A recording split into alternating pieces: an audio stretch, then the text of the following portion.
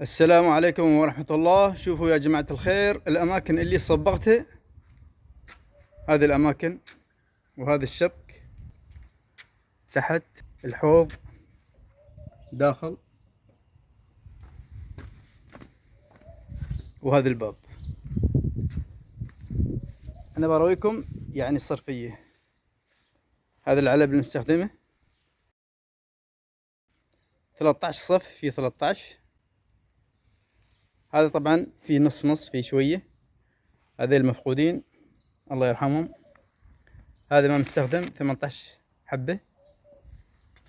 هذا السعر يعني أكثر شيء اللي أنا يعني شارينه 5 دراهم. هذا بشيء منه فيه 5 ربع، يعني بنحسبه 5 دراهم.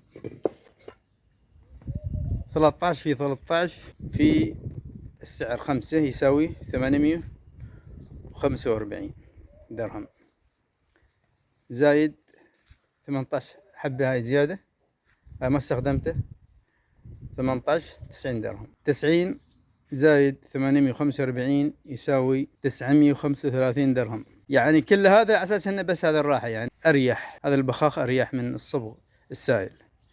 اما لو سويت يعني الصبغ السائل اقل بيكون، لكن يعني ما حد يتوقع ان يكلف هذا مثلا 1000 درهم. تابعوني وشكرا.